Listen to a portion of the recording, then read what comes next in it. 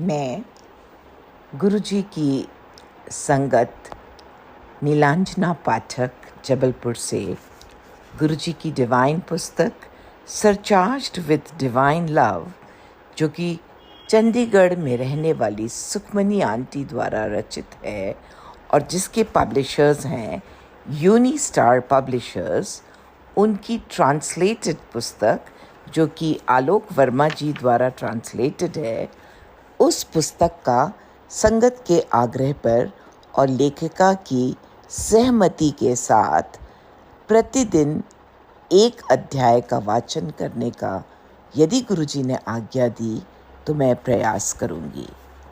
आइए इस यात्रा की शुरुआत करते हैं परिचय से। गुरु समान दाता नहीं, याचक शीश समान, तीन लोक की संपदा, सो गुरुदीन ही दान कबीर। गुरु के समान कोई दानी नहीं है और शिष्य के समान कोई साधक नहीं है। गुरु अपने शिष्य को तीनों लोक प्रदान कर सकता है। 2003 में गुरुजी ने मुझसे कहा था कि मैं एक पुस्तक लिखूंगी। सरचार्ज्ड विद डिवाइन लव पहला संस्करण मेरे द्वारा 2011 में लिखी गई और उन्हीं के आशीर्वाद और निर्देशों से 2012 में प्रकाशित हुई। पुस्तक छपने से लगभग एक सप्ताह पहले मैंने गुरुजी को टेलीपैथी में देखा, जहां मैंने देखा कि वे पुस्तक को ब्लेस कर रहे हैं। गुरुजी मुझसे कहते हैं, सुखमनी, मैं तेरी बुक नू थप्पा ला देता। सुबह मैं किसी काम में व्यस्त हो गई और टेलीपैथी के बारे में भूल गई। जब मैंने अचानक उनकी महासमाधि के बाद पहली बार आवाज़ सुनी, सुखमनी तुम सुन नहीं रही, मैं तेरी बुक नू थप्पा ला देता। इस पुस्तक को वास्तव में गुरुजी का आशीर्वाद है और मेरा मानना है कि ये केवल उन लोगों तक ही पहुंचेगी जो वास्तव में मार्गदर्शन चाहते हैं और ऐसे समय पे पहुंचेगी जब आपको इसकी सबसे अधिक आवश्यकता होगी। चूँकि मैंने गुरुजी के द्वारा मुझसे कही गई सभी बातों की डायरियाँ रखी हैं, इसलिए मैं उनके वचनों को ठीक उसी तरह से दोहराने में सक्षम रही जैसे कि वे मुझसे कहे गए थे। मैंने कुछ भी जोड़ा या बदला नहीं है। इस पुस्तक के माध्यम से मैंने गुरुजी के जीवन, दर्शन और शिक्षाओं का सच्चा परिप्रेक्ष्य देने का प्रयास किया है। उनको जो उनसे भौतिक रूप में मिले हुए हैं और उनको भी जो गुरुजी की महासमाधि के बाद उनकी संगत में शामिल हुए। पुस्तक का मुख्य उद्देश्य गुरुजी की शिक्षाओं को उजागर करना है और हमेशा रहेगा। हमारे साथ उनकी हर बातचीत में एक सीख होती थी।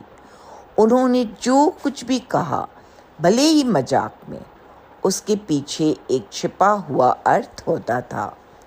इसे समझने के लिए बस पंक्तियों के बीच में पढ़ना होता था। उन्होंने प्रैक्टिकल रूप से वह काम किए जिनका दूसरों ने सिर्फ प्रचार किया। मेरा मानना है कि चमत्कार होते हैं और सभी चमत्कारों में सबसे बड़ा चमत्कार मेरे साथ उस दिन हुआ जिस दिन मैं अपने गुरु से मिली। यह पुस्तक गुरुजी के साथ हमारे अनुभवों और बातचीत के माध्यम से उनके जीवन और शिक्षाओं के बारे में स्पष्ट जानकारी देने की एकमात्र उद्देश्य से लिखी गई है। पहला संस्करण आने के बाद मुझसे दूसरी किताब लिखने के अनुरोधों की बाढ़ आ गई। गुरुजी पर कई पुस्तकें लिखना बहुत आसान है क्योंकि उनका आशीर्वाद तो अनंत है। मैं ना तो उपदेश देना चाहती हूँ और ना ही अपने नाम के साथ पुस्तकों की श्रृंखला जोड़ना चाहती हूँ। पुस्तक की छपाई की मांग मुझ तक पहुँच रही थी, और इसीलिए मैंने एक संशोधित संस्करण लाने का निर्णय लिया। मैंने कुछ नए अध्याय जोड़े हैं और पुराने वालों को अपडेट किया है। इस पुस्तक में गुरुजी के साथ हमारे और अधिक व्यक्तिगत अनुभव हैं, और फिर से इस बात पर जोर देना चाहूँगी कि हम स्वयं की महिमा गान नहीं करना चाहते हैं, केवल मेरे गुरु ही महिमा के योग्य हैं। इस पुस्तक को पढ़ने वाले सभी लोगों से यह विनम्र अनुरोध है, यदि यह पुस्तक आपको स्पष्टता प्रदान करने में मदद करती है या आपके किसी भी प्रश्न का उत्तर देने में मदद करती है, तो कृपया मुझे एक दुआ अवश्य भेजें, क्योंकि बदले में मैं बस यही चाहती हूँ। सप्रेम, सुखमणि। अध्याय 1। उनसे मिलने से पहले ही उनकी मौजूदगी महसूस हुई। मैं मुश्किल से 4 साल की थी जब मैंने सांपों के बारे में बात करना शुरू किया कि कैसे वे लगभग हर रात मुझे नाचते हुए दिखते थे और मेरे साथ खेलते भी थे। मुझे याद है जब पहली बार मैंने अपनी माँ को बताया कि मैं सांपों को देखती हूँ, उनकी पूंछ पर छोटी घंटियाँ बंधी होती हैं, वे आते हैं और मेरे साथ नाचते हैं। मेरी बात को उन्होंने हंसकर टाल दिया और इसे 4 साल के बच्चे की पागल कल्पना कहकर नज़रअंदाज कर दिया। दूसरी बार जब मैंने ये बात कही तो कुछ अलग ही प्रतिक्रिया थी। मेरे चेहरे पर झन्नाटेदार थप्पड़ पड़ा। मुझे इस बात का भाषण दिया गया कि झूठ बोलना और बातें बनाना कितनी बुरी बात है और सच बोलने का महत्व क्या है। मैंने सोचा कि बड़े उम्र के लोग बहुत अजीब होते हैं, और यद्यपि मैं उसके बाद भी बहुत समय तक सांपों को देखती रही, लेकिन डर के कारण कभी एक शब्द भी नहीं कहा।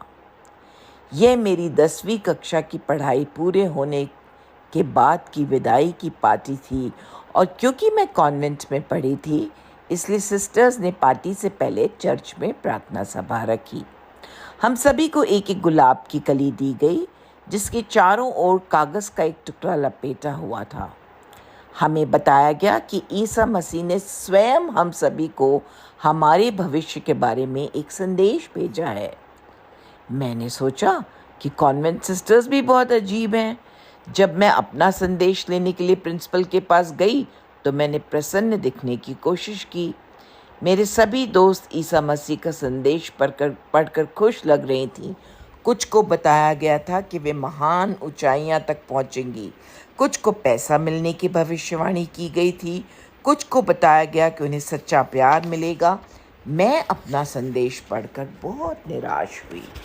उसमें लिखा था, धन्य है वे जो हृदय के शुद्ध हैं, क्योंकि वे परमेश्वर को देखेंगे। मैंने ईसा मसीह से कहा कि मैं ज़्यादा खुश होती अगर वह मुझे मेरी बाकी सहेलियों की तरह कुछ अन्य चीज़ें भी भेज देते। मुझे क्या पता था कि कुछ ही वर्षों में मैं वास्तव में अपने गुरु के रूप में भगवान से मिलूंगी, और उसके बाद अन्य चीज़ों का कोई मतलब नहीं रह जाएगा। काफ़ी रात हो चुकी थी। मैंने सोने के लिए बिस्तर के पास की लाइट बंद कर दी। मैंने आराम करने की कोशिश की और खुद को समझाया कि पिछली रात जो कुछ हुआ था वह शायद सिर्फ मेरी कल्पना थी।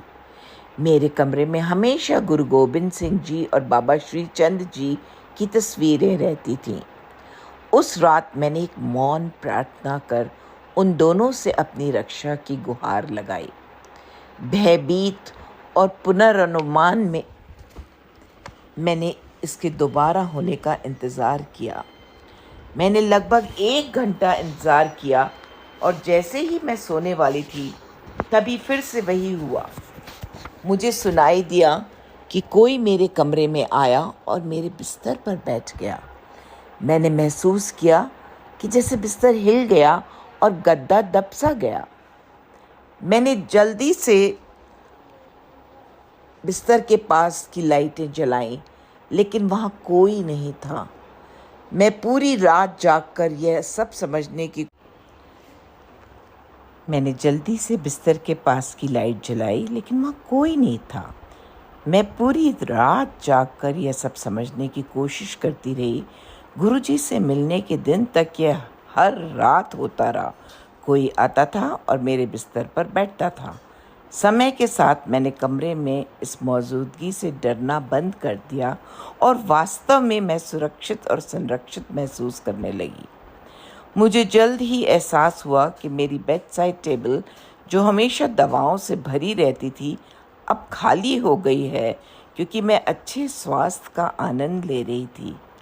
कई वर्षों के बाद गुरुजी ने मुझसे मेरे कमरे में उस मौजूदगी के बारे में पूछा और मुझे बताया कि वे स्वयं मेरे कमरे में आते थे, मेरे बिस्तर पर बैठते थे और मेरी रक्षा करते थे।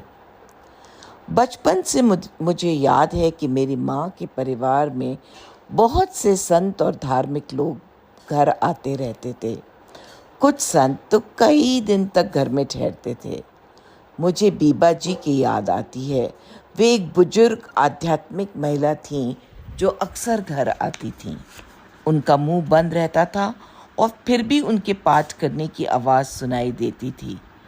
जब मेरी माँ की शादी हुई तो उन्होंने उन्हें जीवन भर एक विशेष पाठ करने के लिए कहा था, परंतु मेरी माँ वह पाठ करना भूल गईं। कई वर्षों बाद किसी अन्य आध्यात्मिक व्यक्ति ने उन्हें उस पाठ के बारे में याद दिलाया। बीबा जी ने कई वर्षों तक हमारे परिवार की रक्षा की और हमेशा मेरी माँ को किसी भी आने वाले खतरे के प्रति आगाह करती रहीं। एक बार मुंबई में अपने निधन के कई वर्षों बाद वे माँ के सपने में आईं और उनसे कहा कि अगले दिन बाहर न जाएं, अन्यथा वह बहुत बीमार हो जाएंगी।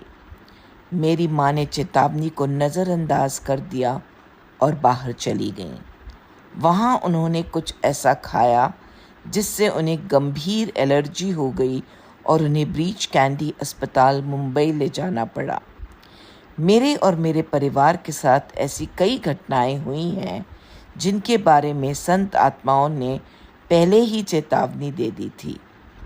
मेरे नाना जी को अक्सर काली कमली वाले संत महाराज जी द्वारा निर्देशित और संरक्षित किया जाता था, जो अक्सर किसी निश्चित घटना के घटित होने से पहले ही प्रकट हो जाते थे और नाना जी को मार्गदर्शन या चेतावनी देते थे।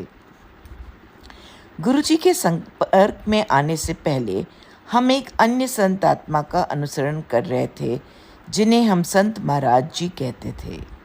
जब हम पहली बार उनसे मिले तो उन्होंने मेरी माँ को बीबा जी द्वारा बताए गए पाठ का जिक्र किया और पूछा कि क्या उन्होंने कभी उस पाठ को किया है।